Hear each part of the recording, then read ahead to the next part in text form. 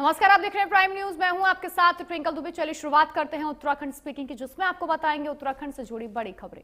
चलिए बुलेटिन की शुरुआत करते हैं इस वक्त की बड़ी खबर के साथ। सीएम धामी के आज कई अहम कार्यक्रम होने वाले हैं। राज्य स्तरीय परामर्श कार्यशाला में शामिल होंगे सीएम धामी। वहीं विश्व बाघ दिवस पर कार्यशाला का आयोजन किया जाएगा। एकल उपयोग प्लास्टिक पर भी चर्चा की जाएगी। दोपहर में जाएंगे मुख्यमंत्री कैंप कार्यालय, जहां पर शासकीय कार्यों में व्यस्त रहेंगे सीएम धामी। देहरादून के होटल हयात सेंट्रिक में भी सीएम धामी पहुंचेंगे। थोड़ी ही देर में विश्व बाघ दिवस के अवसर पर आयोजित होने वाले हैं कार्यक्रम, जिसमें वे शिरकत करते नजर आएंगे। इसके साथ ही राज्य स्तरीय परामर्श कार्यशाला में शामिल होंगे। यह कार्यशाला एकल उपयोग प्लास्टिक के प्रभावी क्रियान्वयन और परिवर्तन को लेकर बेहद महत्वपूर्ण बताई जा रही है। इसके बाद सीएम धामी दोपहर करीब 1 बजे मुख्यमंत्री कैंप कार्यालय में शासकीय कार्यों में व्यस्त रहेंगे। तो आज कई बड़े कार्यक्रम सीएम धामी के होने वाले हैं। कई बड़े कार्यक्रमों में सीएम धामी शिरकत करने वाले हैं और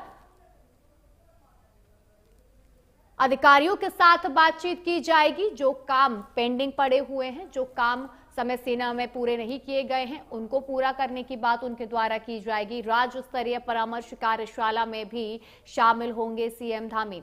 विश्व बाघ दिवस पर भी कार्यशाला का आयोजन किया गया है, जिसमें सीएम धामी शामिल होने पहुंचेंगे। उसके बाद दोपहर 1 बजे मुख्यमंत्री कैंप पहुंचेंगे, जहां पर अधिकारियों के साथ बातचीत करेंगे, मुलाकात करेंगे।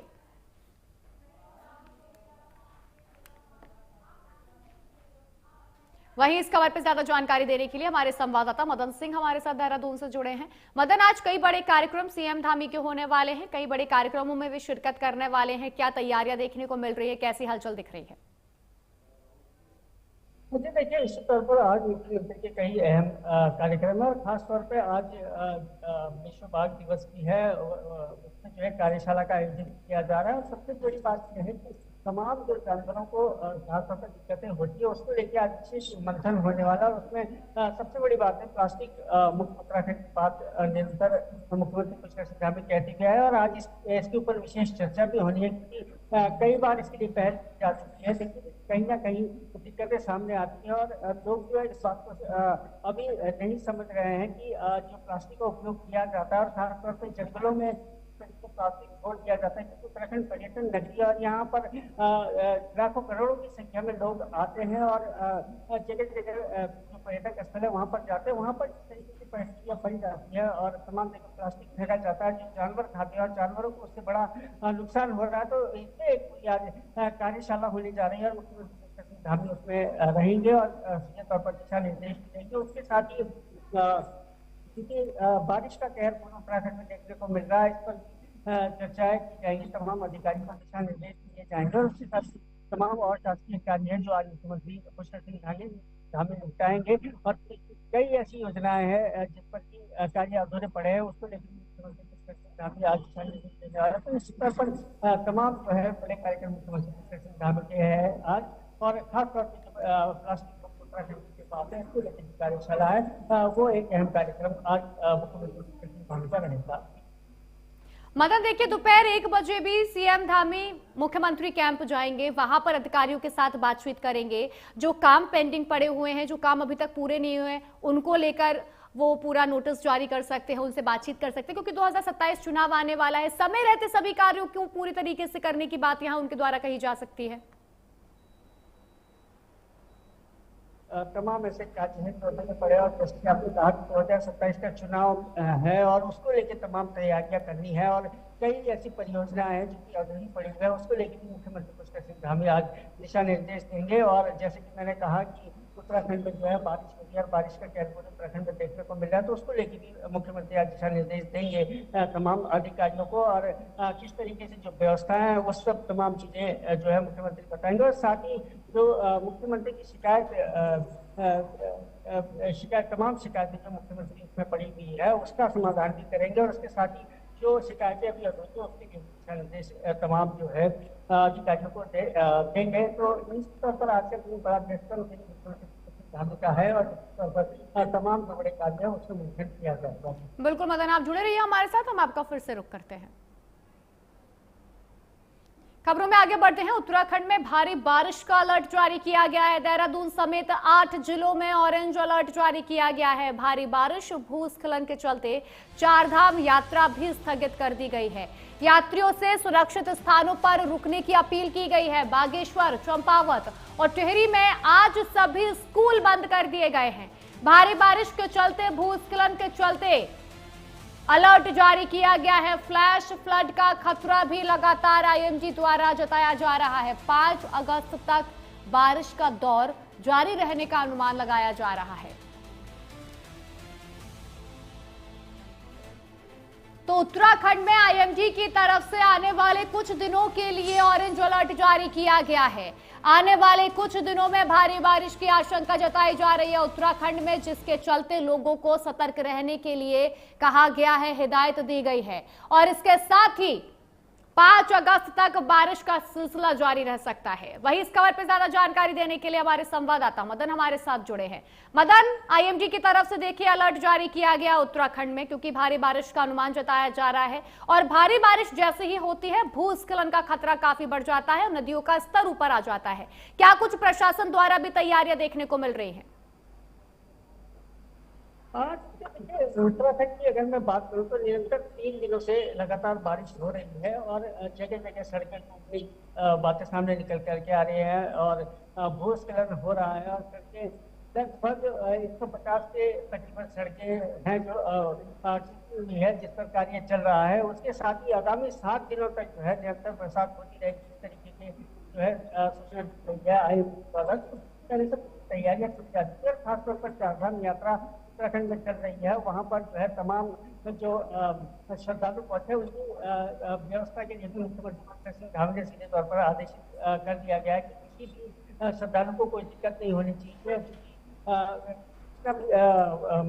मौसम विभाग ने पहले से सूचना दी है, तो उसके लिए मुख्यमंत्री सिंह धामी ने साफ तौर पर कहा है कि तमाम श्रद्धालु उनको सही ठिकाने पर रोका जाए और जब तक तरीके से मौसम साफ न हो जाए उनको आगे न बढ़ा जाए। इसलिए 2 दिन की यात्रा रोकी भी गई है। उसके साथ ही तमाम जगह जो परिस्थितियां विकट बनी हुई है, चाहे हम उत्तरकाशी की बात करें, चाहे देहरादून की बात करें, देहरादून में जगह जगह चाहे की बात करें, चले बड़ा है वहाँ पर दिक्कत सामने आई। हालांकि 12 घंटे में बिल्कुल मदन, लगातार प्रशासन भी अलर्ट मोड पर नजर आ रहा है। आने वाले मॉनसून को लेकर जिस तरीके से आईएमडी ने अलर्ट जारी किया है, तो हर किसी को सलाह दी गई है कि आप सुरक्षित रहें और सही स्थानों पर रहें। आपका बहुत बहुत शुक्रिया हमारे साथ जुड़ने के लिए मदन।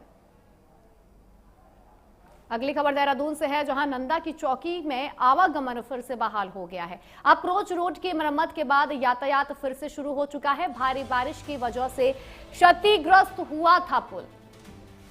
सीएम धामी के निर्देश पर जांच शुरू कर दी गई है। अधिकारियों को और ठेकेदारों को भी नोटिस जारी किया गया है। उनसे स्पष्टीकरण मांगा गया है। लापरवाही मिलने पर होगी सख्त कार्रवाई। जिला प्रशासन और पीडब्ल्यूडी ने कराया मरम्मत का कार्य।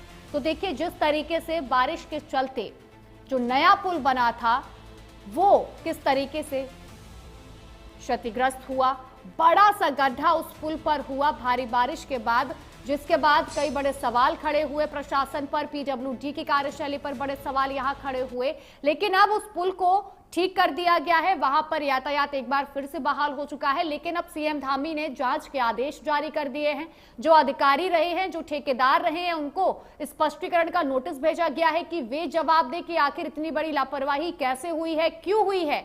और इसके साथ ही पीडब्ल्यूडी ने तत्परता दिखाते हुए रोड को फिर से सुचारू रूप से ठीक कर दिया है। अब आवागमन एक बार फिर शुरू हो चुका है। लेकिन कई बड़े सवाल, मॉनसून की बारिश यहां सवाल खड़े करती नजर आती है प्रशासन पर, सरकार पर, गुणवत्ता पर सवाल खड़े होते हैं, क्योंकि जो तस्वीरें सामने आती हैं वो बड़े सवाल खड़े करती हैं। बारिश में गड्ढे पड़ जाते हैं, फ्लाईओवर्स टूट जाते हैं, जो नए पुल बनकर तैयार होते हैं, जिन पे 16 दिन पहले ही आवागमन शुरू किया गया हो और वो 16 दिन बाद ठप पड़ जाता है, टूट जाता है। तो कई बड़े सवाल यहां प्रशासन और सरकार को घेरती नजर आती है। वहीं हरिद्वार में पहाड़ से लेकर मैदान तक हो रही लगातार बारिश के कारण गंगा नदी का जलस्तर तेजी से बढ़ गया है, जिससे कई इलाकों में जलभराव की स्थिति पैदा हो गई है।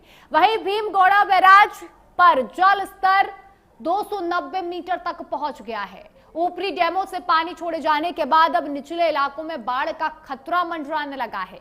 मौसम विभाग के अलर्ट के बाद प्रशासन पूरी तरह से सतर्क है और यूपी सिंचाई विभाग के अधिकारी जलस्तर की पल पल की जानकारी ले रहे हैं। लगातार मॉनसून बारिश से गंगा नदी उफान पर आ चुकी है। लोग जो निचले इलाके में रह रहे हैं उनको काफी दिक्कतों का सामना करना पड़ रहा है। कई डैम से अतिरिक्त पानी छोड़ा जा रहा है, जिसके चलते निचले इलाकों में बाढ़ का खतरा पैदा हो रहा है और उसको लेकर प्रशासन बेहद अलर्ट मोड पर नजर आ रहा है। सभी जो निचले इलाके में लोग रहते हैं उनको सुरक्षित स्थानों पर भेजा जा रहा है। पूरी व्यवस्थाएं उनको दी जा रही हैं ताकि कोई दिक्कत परेशानी ना हो। लेकिन गंगा नदी जिस तरीके से उफान पर है, खतरे के निशान से ऊपर पहुंचती नजर आ रही है, तो बाढ़ का खतरा निचले इलाकों में बेहद बढ़ता जा रहा है।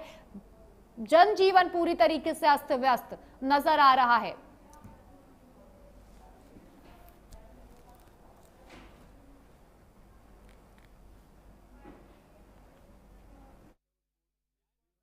लेवल है 293 चल रहा है और 1,46,153 क्यूसेक के आसपास पानी चल रहा है हमारा। और पहाड़ों पे जैसे बारिश हो रही है उसके अकॉर्डिंग ये जल स्तर बढ़ रहा है। निचले इलाकों में जितने भी बिजनौर क्षेत्र में जो भी आ रहे हैं, गांव वगैरह आ रहे हैं, वहाँ पे पानी बढ़ने की संभावना है। तो इसलिए वहाँ पे मुनादी वगैरह करके और अन्य किसानों को अलर्ट कर दिया गया है कि गंगा नदी के किनारे ना जाए। तो क्या आज का जल स्तर जैसे जैसे बारिश होगी उसके अकॉर्डिंग जल स्तर बढ़ेगा। वहीं उत्तराखंड में मॉनसून का कहर लगातार जारी है, जिसके चलते दिल्ली यमुनोत्री राष्ट्रीय राजमार्ग डेंजर जोन में तब्दील हो गया है। वायरल हो रहे एक खौफनाक वीडियो ने कई बड़े खुलासे किए हैं और मूसलाधार बारिश और कड़कड़ाती बिजली के चलते जो पहाड़ अचानक जमीन पर आ गिरा है, उसके चलते यातायात प्रभावित हो गया है। इस भूस्खलन में एक वाहन भी चपेट में आया है। गनीमत ये रही इस हादसे में चालक की जान बच गई, वो बाल बाल बच गया। लेकिन इस कुदरत के कहर ने जो तबाही मचाई है, जो डरावनी तस्वीर सामने लाई है, वो लोगों के मन में बेहद खौफ पैदा करती नजर आ रही है। इसीलिए आईएमडी की तरफ से लगातार एडवाइजरी जारी की जा रही है, चेतावनी दी जा रही है कि पहाड़ी इलाकों में अभी यात्रा करने से बचें, क्योंकि ये समय मानसून का है तो पहाड़ों पर लैंडस्लाइड का खतरा इस समय बेहद रहता है। कभी भी कहीं से भी लैंडस्लाइड हो सकती है। इसीलिए लोगों से अपील की गई है कि अभी यात्रा करने से बचें। अगर आप यात्रा कर रहे हैं तो सुनिश्चित करें कि एडवाइजरी देख कर जाएं, जो मौसम है वहां का उसकी जानकारी लेकर जाएं कि कोई भी दिक्कत परेशानी आम जनता को ना हो। जो ये तस्वीर हम आपको दिखा रहे हैं, ये पहाड़ का मलबा सीधे हाईवे पर आया है, सड़क पर आया है, यातायात ठप हो चुका है। वहीं हल्द्वानी में लगातार हो रही भारी बारिश के कारण पुलिस और प्रशासन पूरी तरीके से अलर्ट मोड पर नजर आ रही है। आईजी कुमाऊं ने सभी राहत बचाव टीमों को सतर्क रहने के निर्देश दिए हैं और साथ ही संवेदनशील क्षेत्रों पर पैनी नजर रखने को कहा है। इसके साथ ही यात्रियों और पहाड़ी क्षेत्रों के लोगों से भी अपील की गई है कि वे खराब मौसम में उफनते नालों नदियों के पास जाने से बचें, घाटों के पास जाने से बचें। इसके साथ ही आईजी ने नशे के खिलाफ चल रहे अभियान के तहत आम लोगों से सक्रिय रहने की अपील की है और साथ ही ये भी कहा है कि संदिग्ध गतिविधि की सूचना सीधे मानस पोर्टल पर करें।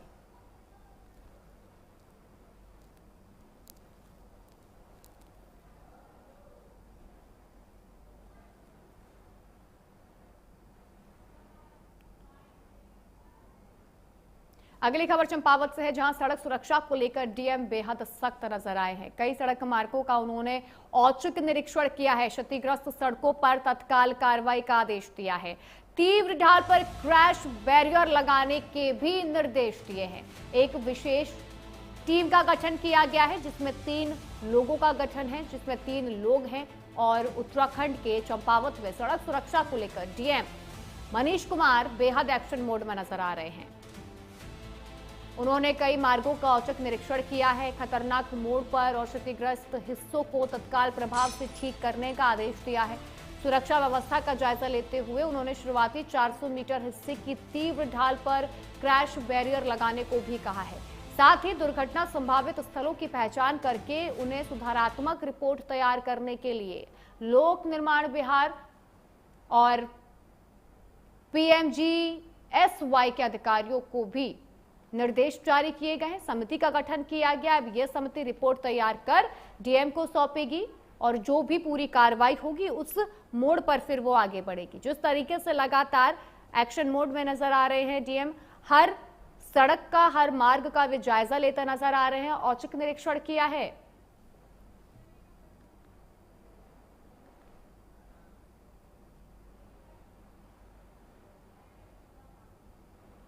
वहीं चंपावत में डीएम मनीष का दिखा है प्रेरणादायक अंदाज। डीएम मनीष ने विद्यालय पल्सो का औचक निरीक्षण किया है। विद्यालय की सफाई से लेकर मिड डे मील तक का जायजा लिया है। गैर हाजिर बच्चों को वापस स्कूल लाने के सख्त निर्देश दिए हैं। उत्तराखंड के चंपावत में जिलाधिकारी मनीष कुमार का एक प्रेरणादायक अंदाज देखने को मिला है, जब उन्होंने राजकीय उच्चतर माध्यमिक विद्यालय पल्सो का औचक निरीक्षण किया। इस दौरान उन्होंने न केवल स्कूल की साफ सफाई, मिड डे मील और लाइब्रेरी का जायजा लिया, बल्कि शिक्षक की भूमिका निभाते हुए बच्चों को हड़प्पा सभ्यता और नदी घाटी सभ्यताओं पर सामाजिक विज्ञान का पाठ भी पढ़ाया। डीएम ने गैर हाजिर बच्चों को घर घर जाकर वापस बुला के लाने का भी निर्देश दिया है।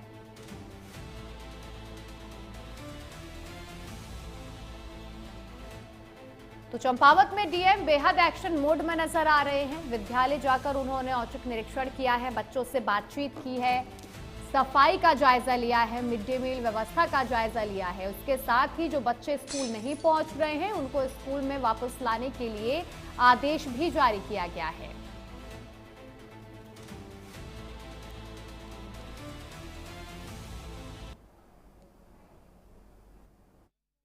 मेरा नाम पूजा भट्ट है। मैं क्लास 10th की छात्रा हूँ। माननीय मुख्यमंत्री जी द्वारा हमारे स्कूल में ज्ञान केंद्र की स्थापना हुई, जिससे हमें पढ़ाई में बहुत ही सुविधा मिलती है। यहाँ पर जब हमारे कोई पीरियड खाली रहते हैं तो हम सर लोगों से चाबी मांगते हैं, और यहाँ पर मैं लाइब्रेरी इंचार्ज हूँ, तो कोई भी बच्चा यहाँ पर आके पढ़ सकता है। हम उसको यहाँ पर अच्छे से लाइट है, यहाँ पर जो भी बच्चा चाहे वो अच्छे से पढ़ सकता है। इसीलिए हम माननीय मुख्यमंत्री जी का बहुत बहुत धन्यवाद करते हैं कि उन्होंने यहाँ पर ज्ञान केंद्र की स्थापना की, जिससे कि हमें पढ़ाई में बहुत ही सुविधा होती है, और हम इसीलिए हम सभी का धन्यवाद।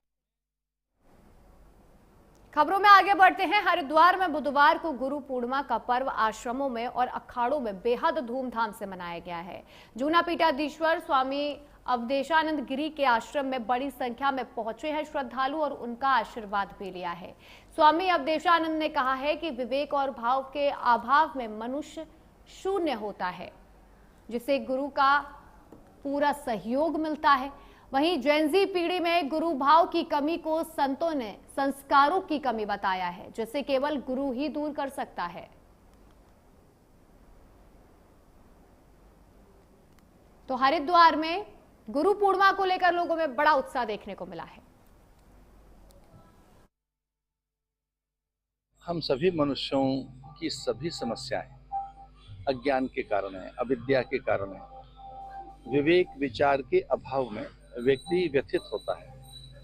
मनुष्य के पास प्राय समस्याएं, दुविधाएं, द्वंद्व, भ्रम, भय और संशय बने रहते हैं। उनके निवारण के लिए उसे वो ज्ञान चाहिए जिससे कि उसकी सारी भ्रांतियां दूर हों, मन की मूढ़ता दूर हो, चित्त का चांचल्य दूर हो और दैहिक जड़ता भी उसकी दूर हो। इस सब के लिए हमें गुरु चाहिए। वो कभी माता पिता के रूप में मिलते हैं, कभी आचार्य शिक्षक के रूप में, कभी संतों के रूप में, विचारकों के रूप में। ऐसे संस्कार की जरूरत है। युवा देश का भविष्य है, युवा हमारे इस राष्ट्र का धरोहर।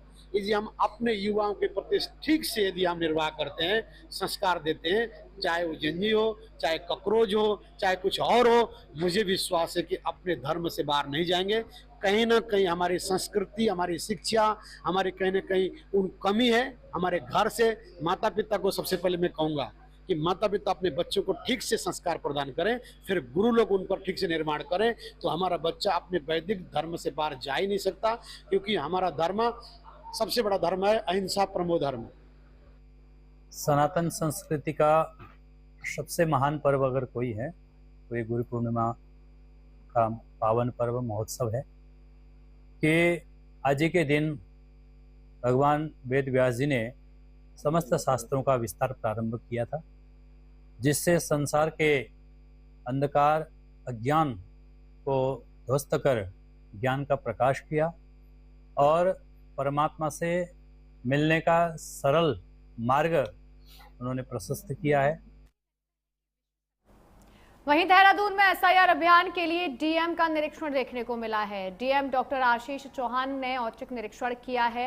अजयपुर कला में घर घर जाकर निरीक्षण किया है। बीएलए को फ्लो चार्ट और चेक लिस्ट देने के निर्देश दिए गए हैं। 11,90,000 से ज्यादा मतदाताओं की मैपिंग पूरी हो चुकी है। विसंगति वाले करीब 5 लाख मतदाताओं को नोटिस जारी किया गया है।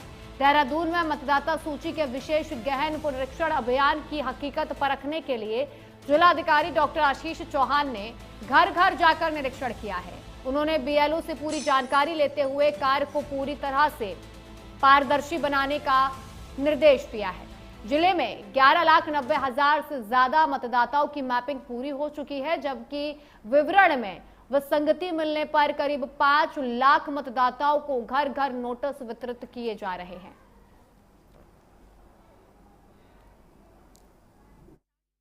एसआईआर का फर्स्ट फेज था, उस पर हम लोगों ने 14 जुलाई तक हमारा ड्राफ्ट रोल पब्लिकेशन से रिलेटेड जो काम थे उनको पूरा करने के बाद सेकंड फेज जो हमारा स्टार्ट हुआ है, तो नोटिस के पब्लिश होने के बाद में अब उनकी डिलीवरी का प्रोसेस स्टार्ट हो गया और इस संबंध में हमारे लगभग 5,47,000 नोटिस डिलीवर किए जाने और वो सभी मतदाताओं को जिन्हें नोटिस दिया जाना है उनके लेवल पे बीएलओ के द्वारा व्यक्तिगत रूप से दिया जाना है और ऐप में उनका फ़ोटो भी अपलोड किया जाना है। तो ये एक बहुत मेटिकुलस प्रोसेस है, उसको समझे जाने के लिए मैंने ग्राउंड पे भी उसको पूरी तरीके से समझने के लिए आज एक जगह। फिलहाल इस बुलेटिन में इतना ही। देश और दुनिया की तमाम बड़ी खबरें जानने के लिए देखते रहिए प्राइम न्यूज़। नमस्कार।